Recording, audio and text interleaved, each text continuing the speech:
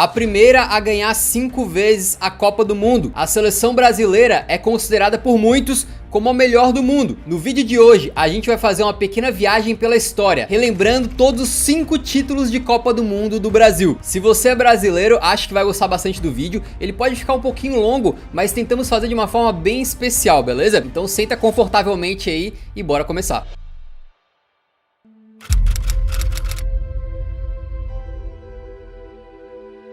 A Copa do Mundo de 1958, sediada na Suécia, chegou com uma geração brasileira que carregava nas costas o peso de tentar lavar a alma do torcedor. Isso porque os brazucas tinham sofrido um enorme trauma na Copa de 50, quando sediamos o torneio, e no jogo decisivo do quadrangular final, quando o Brasil pegou o Uruguai, podendo ser campeão mundial, para um público estimado em mais de 200 mil pessoas na época. A derrota veio de virada, e a gente viu o Uruguai campeão dentro do Maraca. Esse episódio ficou conhecido como Maracanaço e foi um baque tão grande para a seleção brasileira que fez o Brasil abandonar a cor branca do uniforme que usava até então e adotar o amarelo que usamos até hoje. Em 1958 vivíamos uma era muito diferente. O Brasil não era temido no mundo da bola como vem sendo já há décadas. A Copa do Mundo existia desde 1930, mas o Brasil jamais tinha sido campeão. O que havia de diferente em 1958 era aquilo que é mais decisivo dentro das 4 linhas: jogadores de qualidade. O técnico Vicente Feola contava com uma boa geração de caras já com experiência, como o capitão da seleção, Bellini,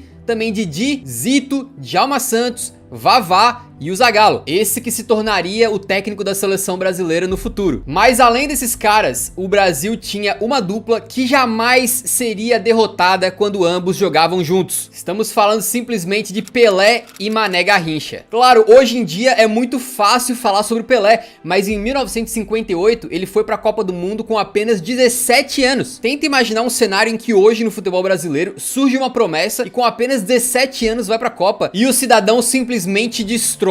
Foi o que aconteceu em 58, algo simplesmente de outro mundo. Mas isso não foi do dia pra noite. Pra vocês terem uma ideia, em 1958, tanto o Pelé quanto o Garrincha começam no banco na Copa do Mundo. Eles amargam a reserva na estreia contra a Áustria e depois no empate sofrido em 0 a 0 contra a Inglaterra. Foi apenas no terceiro jogo da fase de grupos contra a União Soviética que eles entraram no time titular e aí não saíram mais. Principalmente porque a partir da fase de mata-mata, o garoto Pelé começou a mostrar quem era pro mundo inteiro. Naquela época, a Copa do Mundo tinha menos participantes e assim a fase de mata-mata começava direto nas quartas de final, onde o Brasil foi para enfrentar o País de Gales. Uma vitória suada, dura, por 1 a 0 com gol de quem? Adivinha, foi dele mesmo, do Pelé. E isso poderia ter sido sorte de principiante, um garoto de 17 anos aproveitando uma chance e fazendo um gol. Mas Pelé deixaria claro pra todos que aquilo era só o início. O Brasil vai pegar a França nas semifinais e trucida os franceses com uma vitória de 5 a 2 e 3 gols do futuro rei do futebol. Sim, 17 anos, metendo um hat-trick em semifinal de Copa contra a França. Eu já disse que ele tinha apenas 17 anos. Depois de confirmar a ida para a final, o Brasil ainda tinha que superar o trauma de 50, naquela derrota dolorida dentro de casa. Mas em 58, a situação era praticamente oposta. No dia 29 de junho, no estádio Rassunda, nós estávamos jogando a Copa do Mundo na Suécia, para enfrentar na final justamente a seleção dos suecos. Parecia que o pesadelo poderia se repetir, quando apenas com 4 minutos de jogo, o sueco Lidholm abre o placar para os caras. Mas como falamos no começo, em 58 a geração era diferente. A gente tinha Garrincha. Numa jogada genial pela ponta direita, ele cruza deixando o Vavá em condições de só empurrar pro gol, o Brasil empatava e dali pra frente os ânimos se acalmaram. O Brasil botou a bola debaixo do braço e começou a dar uma aula de futebol. Vavá de novo virou o jogo aos 32 minutos, novamente com assistência do Garrincha, num gol inclusive muito parecido com o primeiro, e o Brasil foi pro intervalo vencendo. No segundo tempo, Pelé decidiu que não ia mais ter jogo, e aos 56 minutos ele faz um dos gols mais antológicos de toda a história da Copa e do futebol, recebendo na área, dando um chapéu no zagueiro adversário e fuzilando pro gol sem chance pro goleiro. Um gol que a gente pode ver e rever de novo mais de 100 mil vezes e ele nunca vai deixar de ser espetacular. E já falamos que foi feito por um garoto de 17 anos numa final de Copa do Mundo. Zagallo meteu o quarto gol aos 68 minutos e aos 80 os suecos até tentam reagir fazendo o segundo deles. Mas no fim, Pelé inicia uma jogada com um passe de calcanhar e depois aparece na área para finalizar e fechar o caixão. Brasil 5-2 e Brasil campeão mundial pela primeira vez na sua história. Bellini foi o primeiro capitão brasileiro a levantar o troféu Jules Rimet naquela conquista que seria apenas o início do reinado de Pelé no mundo do futebol e que seria apenas a primeira das 5 que o Brasil até hoje é o único a ter conseguido.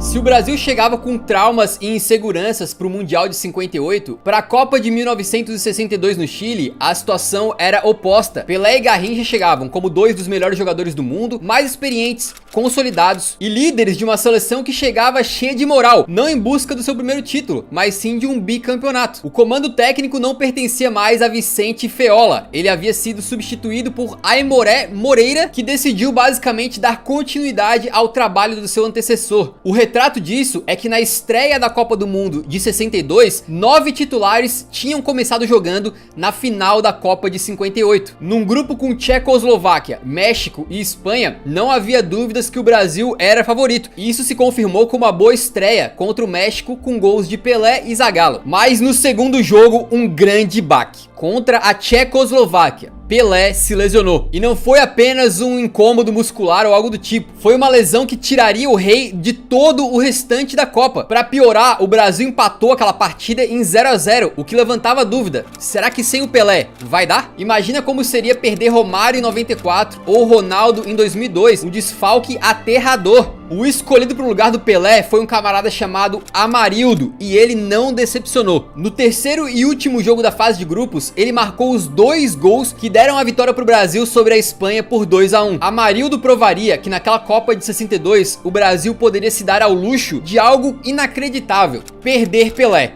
Isso porque ao lado do rei jogava outro craque geracional, Mané Garrincha. E logo nas quartas de final, a seleção canarinha despacha a Inglaterra por 3-1, com 2 do Mané e 1 do Vavá. Nas semifinais, o Brasil repetiria o que aconteceu na Suécia e enfrentaria os anfitriões do torneio, o Chile, com Garrincha novamente metendo o jogo no bolso, marcando 2 gols que com mais 2 do Vavá geraram um 4-2 para cima dos chilenos.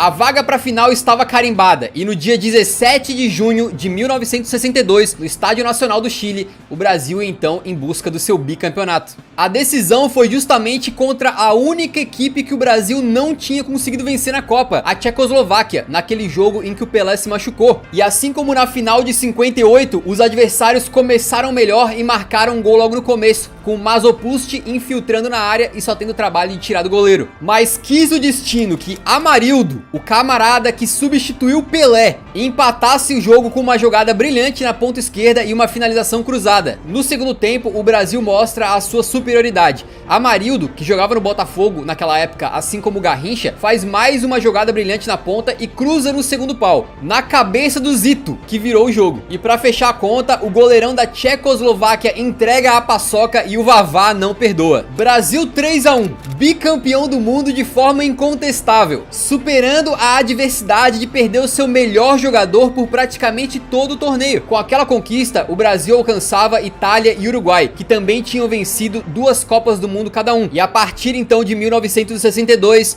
nenhuma seleção jamais conseguiu ficar acima do Brasil na lista de maiores campeões da Copa do Mundo. Com essa Copa do Chile, ficava provado que a seleção brasileira era a melhor do planeta e que os fantasmas do passado tinham sido exorcizados por essa geração. O capitão Mauro Ramos ergueu a 2ª taça Jules Rimet da história do futebol brasileiro e que, como sabemos, não seria a última. Se você tá curtindo esse vídeo, saiba que esse canal aqui, o Eurofut, está comprometido em criar muito conteúdo sobre Copa do Mundo. Então, para ter certeza que você não vai perder os próximos vídeos, faço o convite para você se inscrever no canal. É só clicar no botão vermelho que está embaixo do vídeo e, se possível, ligar o sininho das notificações. Assim você não perde nenhum outro vídeo de Copa que a gente lançar. E eu acho que você vai gostar muito das produções que a gente faz aqui. Se você não gostar, depois é só se desinscrever, não tem problema nenhum. Mas dá esse voto de confiança pro nosso trabalho, beleza?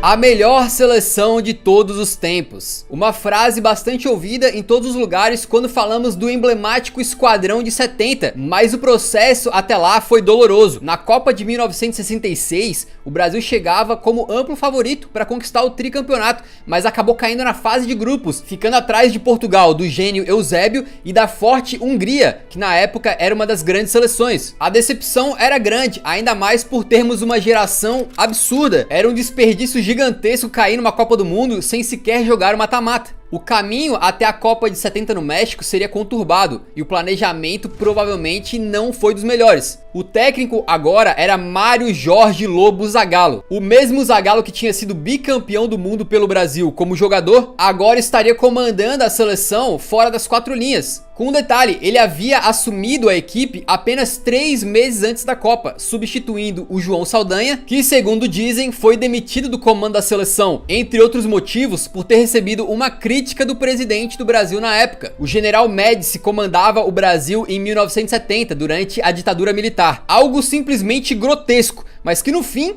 por linhas muito tortas, acabou dando certo. Talvez nunca na história uma seleção tenha sido convocada com tanta despreocupação, porque a geração de jogadores brasileiros tinha talento em abundância. Para a Copa de 70, Zagallo tinha à sua disposição Carlos Alberto Torres, Clodoaldo, Gerson, Rivelino, Jairzinho, Tostão e obviamente um tal de Pelé, que vivia talvez o seu auge em termos físicos, técnicos e também mental. O camisa 10 do Brasil chegava para a Copa do México como um astro total daquela competição, que acabaria sendo a sua última disputa de mundial. O Brasil caiu num grupo relativamente difícil olhando de fora. A forte Inglaterra, a Tchecoslováquia, que havia sido a rival na decisão em 1962, e por fim a modesta Romênia. Só que pro esquadrão de Zagallo não tinha nada que fosse muito complicado. A seleção brasileira passou pro mata-mata destruindo na fase de grupos, incluindo uma sonora goleada de 4-1 pra cima da Tchecoslováquia.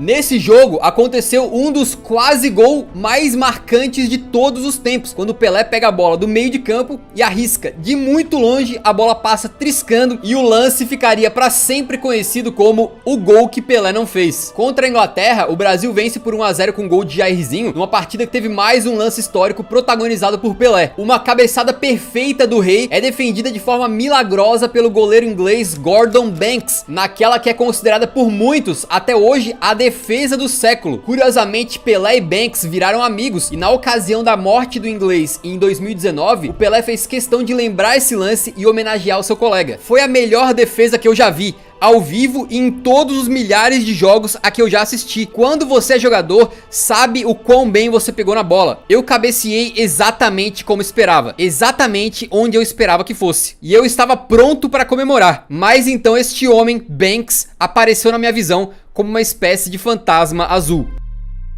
O mata-mata da Copa novamente começou nas quartas de final, com o Brasil enfrentando o Peru num confronto sul-americano, com a seleção peruana tendo um dos maiores jogadores da sua história na época, o Teófilo Cubillas. Mas não foi o suficiente para ameaçar o esquadrão de 70, que ganhou por 4-2 com gols de Rivelino, Jairzinho e 2 de Tostão. Não era a Copa América, mas o Brasil novamente enfrentaria um sul-americano nas semifinais. Vinha o Uruguai. Embora fosse uma situação completamente diferente, era uma chance de ouro pro Brasil se vingar do Uruguai depois daquele desastre na final da Copa de 50, 20 anos antes. O Brasil despachou a Celeste por 3-1, com gols de Clodoaldo, Jairzinho e Rivelino. Porém, mais do que o resultado, essa partida ficaria marcada por lances que nunca mais ninguém esqueceu. Pra quem acompanha o futebol de forma um pouco mais profunda, é impossível não lembrar daquela famosa e histórica cotovelada que o Pelé deu no uruguaio, quando o gênio da camisa 10 aproveitou um lance na lateral para revidar de maneira brutal uma forte entrada que tinha recebido. Mandou o famoso picolé de osso na cara do uruguaio, não tinha VAR na época, o Pelé não foi expulso, e mais, foi nesse jogo que o Pelé fez um dos seus lances mais icônicos da carreira, quando recebe uma bola frente a frente com o goleiro e dá um drible sensacional no cara. Na verdade, uma finta, porque ele sequer tocou na bola, dando ali um drible da vaca, e na hora de finalizar com um gol vazio, tava meio desequilibrado e acabou chutando pra fora. No que até hoje é um dos lances mais lamentáveis da Copa, porque é tão lindo, mas tão lindo, que aquela bola merecia ter entrado. Teve uma marca de carros que editou esse lance pra parecer que a bola entrou e ficou bem maneiro. Mas o importante é que o Brasil chegava pra final, pra enfrentar uma seleção que também era bicampeã da Copa do Mundo, a Itália. Nas semifinais, os italianos tinham eliminado a Alemanha num dos confrontos mais emblemáticos da história de Copas do Mundo. Tanto é que ele ficou conhecido como o jogo do século, uma partida que teve nada mais nada menos do que 5 gols na prorrogação. A final entre Brasa e Itália, disputada no Estádio Azteca, no dia 21 de junho de 70, tinha tudo pra ser equilibrada. E até que foi, mas só até a metade do segundo tempo. Logo aos 18 minutos, em jogada pela esquerda, o Rivelino coloca um cruzamento para uma cabeçada firme do Pelé, num gol que rendeu uma das fotos mais icônicas da história do futebol. Certamente você já viu esse momento aí, em que o Pelé está com o braço para cima nos braços do Jairzinho. Aos 37 minutos, Clodoaldo do Brasil dá uma bela pichotada ali na zaga e o italiano Boninsenha não perdoa e empata o jogo. O jogo foi empatado pro intervalo, mas a pergunta que ficava era: até quando que a Itália vai conseguir competir com esse esquadrão? Aos 66 minutos, Gerson, o canhotinha de ouro, manda um balaço cruzado de fora da área e bota o Brasil na frente. E o Brasil não recuaria para manter vantagem coisa nenhuma. Pouco tempo depois, aos 71 minutos, o canhota manda um lançamento brilhante pro Pelé escorar de cabeça e o Jairzinho chega fuzilando para fazer o 3 a 1. Mas ainda dava tempo daquela seleção se consagrar com um gol icônico, um gol coletivo, que vai passando por todo mundo, de um lado para outro do campo, até a chegada do capitão Carlos Alberto Torres, finalizando cruzado. Um gol marcante, repetido de novo e de novo e de novo, que você já deve ter visto várias vezes na vida e que representava o brilhantismo do coletivo daquela seleção. Brasil 4, Itália 1, uma das vitórias mais acachapantes das finais de Copa do Mundo, que apenas confirmou o que já se sabia: o Brasil de 70 era imparável, não havia adversário à altura, e não foi à toa que o Brasil encerrou aquela Copa com 100% de aproveitamento. Nessa jornada, Jairzinho meteu gol simplesmente em todos os jogos da Copa do Mundo. Zagallo se tornou a primeira pessoa no planeta a conseguir ganhar a Copa, tanto como jogador quanto como treinador, e Pelé se tornava ali o primeiro e até hoje o único jogador da história a vencer 3 Copas do Mundo. Carlos Alberto Torres levantou o Jules Rimet, fazendo do Brasil a primeira seleção da história a conseguir 3 Copas do Mundo. Uma Copa lotada de momentos marcantes e com um esquadrão brasileiro que ficaria marcado como um dos melhores times de todos os tempos. Só que quando você começa a ganhar muito, você quer ganhar cada vez mais. Mas infelizmente para o Brasil viria uma seca pela frente.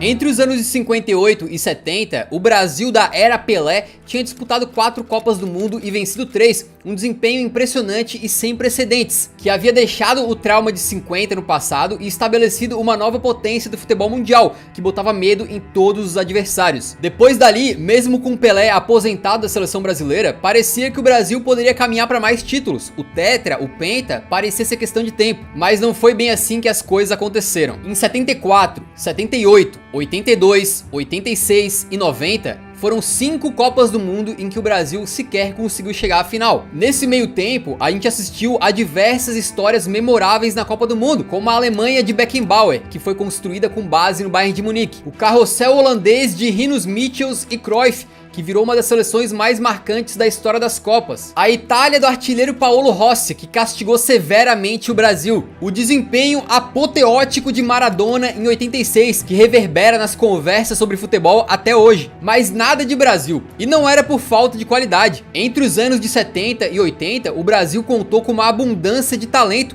jogadores históricos e cracassos, como Sócrates, Zico, Rivelino, Paulo Roberto Falcão, Dinamite, Leandro, Júnior, Cerezo e muitos outros, mas apesar de ter muitos craques à disposição, sempre faltava algo. 1994 marcava o aniversário de 24 anos do Tri. A pressão em cima daquela geração era grande. Como podia o todo-poderoso Brasil ficar tanto tempo longe de uma final de Copa? Para piorar, a classificação para aquele Mundial de 94 nos Estados Unidos não foi tranquila. Nosso melhor jogador na época, Romário, estava afastado da seleção brasileira por desentendimentos com a comissão técnica, mas teve que voltar no finzinho das eliminatórias para salvar o Brasil, num jogo emblemático contra o Uruguai, que talvez tenha sido um divisor de águas para aquele time. Mas apesar dos fortes valores individuais que tínhamos, a seleção de 94 talvez não fosse das mais empolgantes. Tafarel, Ricardo Rocha, Mauro Silva, Dunga, Zinho e a sensacional dupla Bebeto e Romário, e muitos outros ótimos jogadores, mas era consenso, e talvez até hoje seja, que esse esquadrão de 94, em termos de qualidade, era inferior até mesmo a de outras seleções brasileiras que não ganharam a Copa. A empolgação não era das maiores, e dá pra dizer que aquela seleção, comandada pelo Carlos Alberto Parreira, era desacreditada por muitos. Mas o fato é que o time passou a ser extremamente sólido. No grupo com Rússia, Suécia e Camarões,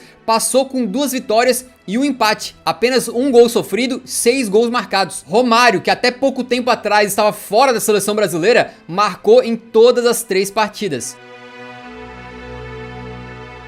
Para essa Copa de 94, a fórmula já tinha mudado e o mata-mata começava nas oitavas de final, quando o Brasil foi enfrentar mais uma vez o anfitrião, os Estados Unidos. A partida foi muito complicada, o time do Parreira não fazia um bom jogo e Leonardo ainda foi expulso no final do primeiro tempo, a ponto do histórico Léo Batista dizer o seguinte: chegava a ser inacreditável. Enquanto os brasileiros erravam a maioria dos passes, os americanos tocavam a bola com habilidade.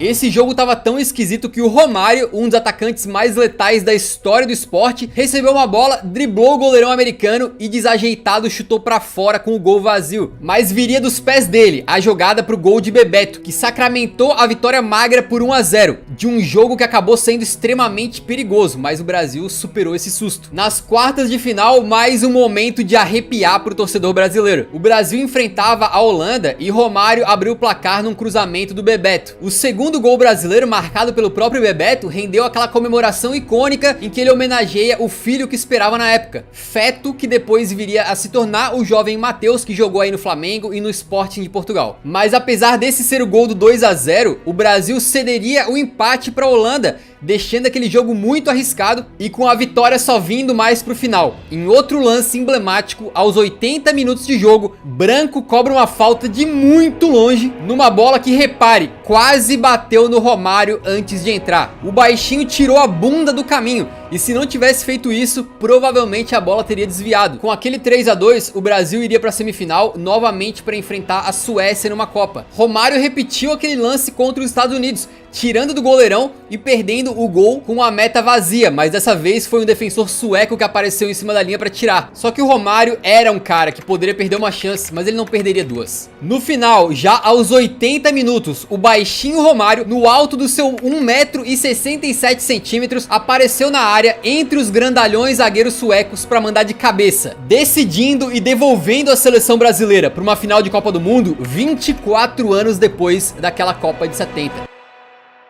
Em 17 de julho, no Rose Bowl, mais uma vez quis o destino que Brasil e Itália se enfrentassem valendo a Copa do Mundo. Assim como tinha sido na Copa de 70, também valia a hegemonia. A seleção que vencesse seria a primeira tetracampeã da Copa do Mundo. A fortaleza italiana tinha simplesmente Baresi e Maldini na zaga. Os caras tinham Donadoni no meio. Era um jogo dificílimo e foi isso que se viu dentro de campo. Com duas equipes extremamente disciplinadas e com boas defesas, o que se viu foi ambos os times tentando finalizar muito de fora da área. O 0-0 levou o jogo para prorrogação, até que Romário recebeu livre no segundo pau, só precisando empurrar pro gol e chutou para fora. É louco ver como alguns lances são esquecidos depois do resultado. Romário indiscutivelmente foi o craque daquela Copa do Mundo, mas se o Brasil tivesse perdido, talvez ele fosse cobrado até hoje. Mas a gente sabe muito bem que o atacante cobrado pela derrota naquela final foi outro. Com o 0-0 também na prorrogação, a disputa foi para cobrança de pênaltis.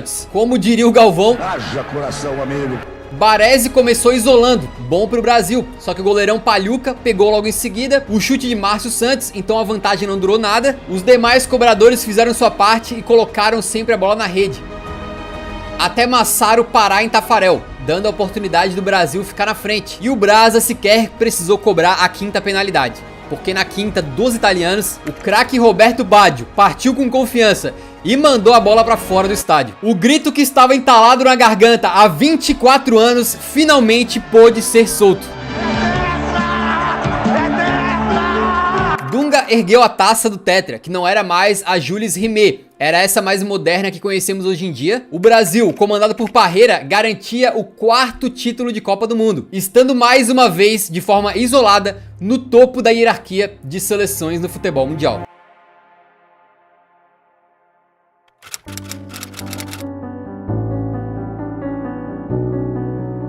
Depois da conquista do Tetra em 94, o Brasil retomou a sua confiança e não demorou nada para conseguir chegar em mais uma final de Copa. Em 1998, liderados pelo gênio Ronaldo, que em 94 tinha assistido o tetracampeonato do banco, né, ainda novinho, agora fazia uma dupla épica com o Rivaldo, que levou o Brasil à sua 6ª final de Copa, ainda que esse jogo não seja de boa lembrança para os brasileiros. Mas mesmo perdendo, o fato é que aquela geração mostrava que tinha um alto nível e deu lampejos do que viria a ser visto em 2002. Pra você ter uma ideia, em 97, Ronaldo Fenômeno tinha sido eleito bola de ouro, enquanto o Rivaldo ganhou a honraria em 99. Não é todo dia que os dois principais jogadores de uma seleção chegam para uma Copa do Mundo com bolas de ouro embaixo dos braços. Então a expectativa para o Mundial, sediado conjuntamente na Coreia do Sul e no Japão, era altíssima, até porque junto com Ronaldo e Rivaldo, vinham mais vários jogadores que também estavam em ótima fase. Os excelentes Marcos, Cafu, Roberto Carlos, Lúcio, Gilberto Silva e, claro, o jovem Ronaldinho Gaúcho, que vinha despontando como um craque da bola. Mas nem tudo eram flores. O técnico Luiz Felipe Scolari, o famoso Filipão, tinha assumido o comando da seleção brasileira apenas um ano antes da Copa, após várias tentativas e erros no comando da seleção. E mesmo ele não teve vida nada fácil, porque conseguiu a proeza de ser eliminado da Copa América com uma derrota para a seleção de Honduras. Filipão não foi demitido e aos trancos e barrancos o Brasil acabou conseguindo se classificar para a Copa nas eliminatórias. Hoje é muito fácil pra gente falar bem daquela seleção de 2002, mas antes da Copa era mais uma vez um time que chegava desacreditado, que inclusive tinha flertado com a possibilidade de sequer classificar para o Mundial. Para aumentar essa desconfiança, Filipão deixou de fora da Copa o Romário, que vinha em ótima fase, já que os dois tinham tido desentendimentos. Mas de todas as turbulências, talvez a pior tenha sido o triste caso do Ronaldo Fenômeno. O gênio que explodiu e se tornou sem dúvida nenhuma o melhor jogador do mundo, passou a sofrer com sérias lesões no joelho, com especial para aquela do dia 12 de abril de 2000. Foi nessa data que Ronaldo, depois de um período de recuperação numa lesão no joelho, volta a vestir a camisa da Inter de Milão e com pouquíssimo tempo em campo tenta dar um drible e o joelho dele simplesmente estoura novamente, rompendo tendões, ligamentos, numa lesão absurdamente séria que gerou imagens que até hoje chocam todo mundo que vê. Parecia que Ronaldo estava perdido para a Copa de 2002. Foi um longo período de 15 meses de recuperação para o Ronaldo, que de forma surpreendente conseguiu voltar e garantir uma vaga entre os convocados para a Copa. Muitas dúvidas, muita insegurança, muita incerteza,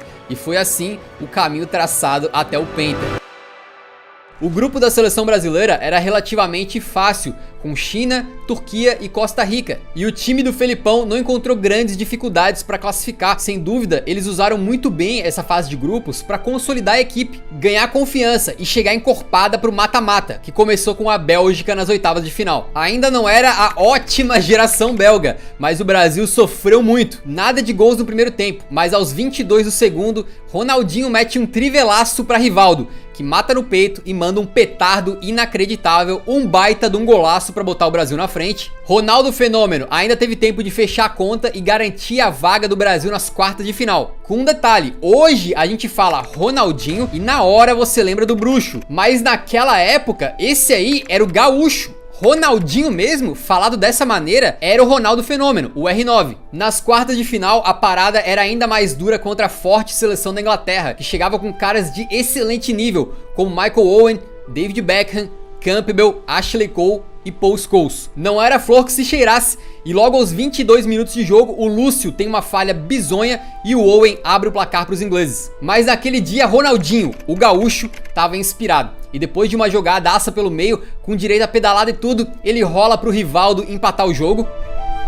E no segundo tempo, ele protagoniza um lance histórico. Numa falta de muito longe pro Brasil, Ronaldinho vai cobrar pra botar a bola na área e... caixa! Gaúcho jura até hoje de pés juntos que ele tentou finalizar, que não foi um cruzamento que acabou dando em gol por sorte. E o Brasil então, com essa pintura do Ronaldinho, chegava em mais uma semifinal. O adversário era a Turquia, que tinha feito uma campanha surpreendente e que o Brasil tinha conseguido vencer na fase de grupos por 2-1 num jogo um pouco mais difícil. O detalhe é que antes dessa partida aconteceu um caso muito curioso daquela Copa do Mundo, porque Ronaldo, de forma surpreendente, apareceu com o famoso e icônico corte cascão, que ele fez sob o pretexto de desviar o foco da imprensa, que falava muito da condição física dele, e que com essa jogada de marketing espetacular conseguiu desviar a atenção dos jornalistas para começarem a falar do seu novíssimo penteado. Os turcos fizeram um jogo duro e tentaram mais uma vez complicar a vida do Brasil, e até conseguiram, mas no começo do segundo tempo, um gol de biquinho de Ronaldo Fenômeno foi suficiente para botar o Brasil em mais uma final de Copa. E na comemoração daquele gol, mais uma foto icônica, Ronaldo apontando com o dedinho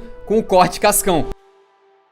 No dia 30 de junho de 2002, no Estádio Internacional de Yokohama, o Brasil se preparou então para enfrentar a temida Alemanha na final da Copa. Um time que talvez, de nome para nome, não tivesse tantas valências individuais como a seleção brasileira, mas que, apesar de tudo, era a Alemanha. É sempre uma seleção que não dá para subestimar. Só que se a Alemanha é a Alemanha, Ronaldo Fenômeno é Ronaldo Fenômeno. Após um primeiro tempo equilibrado, no segundo, aos 67 minutos de jogo, um lance que pra mim chega a arrepiar os cabelos tudo, cara. Ronaldinho, o Fenômeno, que vinha de uma lesão seríssima, tava tão no topo do mundo, tão voando, tão recuperado, que pega a bola, tenta passar no meio de dois, cai, levanta, desarma o adversário, passa pro Rivaldo, que mete um canhotaço pro gol, e o resto vocês já sabem. O experiente goleirão Kahn bate roupa e Ronaldo tava lá pra completar. Um gol que certamente você já viu muito a parte final, mas que poucas vezes a gente lembra do começo. O início do lance tem drible, queda, recuperação, desarme, arrancada e finalização. Tudo isso em poucos segundos, para um jogador que um ano antes nem tinha joelho direito. E não parou por aí, já que na reta final do jogo, aos 79 minutos, o Kleberson avança pela meia direita e toca no meio pro Rivaldo. O craque Brazuca faz um lindo corta-luz, deixando o Ronaldo de frente pro gol para finalizar, no cantinho de Oliver Kahn, num lance que é quase um crime não contar como assistência pro Rivaldo, né? E que decidiu de vez a parada, dando o pentacampeonato para o Brasil. Cafu foi o último capitão brasileiro a erguer uma taça de Copa do Mundo, numa cena que até hoje para os amantes de futebol tá muito na memória. A comemoração do título também rendeu aquela foto icônica em que Ronaldo e Rivaldo estão beijando a taça da Copa do Mundo ao mesmo tempo. Eles que foram os craques daquela Copa. Superação absurda de Ronaldo Fenômeno e, por que não, de toda a seleção brasileira, que 2 meses antes passava por uma gigantesca crise. Acabou! Gritou o Galvão Bueno, repetindo aquele histórico grito do Tetra. E o Brasil então se tornava a primeira seleção da história a ganhar 5 Copas do Mundo. A história das 5 Copas terminou, mas eu te convido a ficar até o finalzinho, que a gente separou um pequeno trecho musical que resume bem brevemente esse vídeo. Se você chegou até aqui, eu peço a sua contribuição com o canal para deixar um like no vídeo e também compartilhar com outras pessoas que são amantes do futebol, pessoas que vão assistir a Copa. Esse vídeo deu um trabalho gigantesco e, além disso, acho que ficou uma produção bem bacana, bem bonita. Então eu peço a sua contribuição para ajudar a divulgar o vídeo para mais gente, beleza? Muito obrigado, a gente vai ficando por aqui e fica aí com o trechinho musical no final então.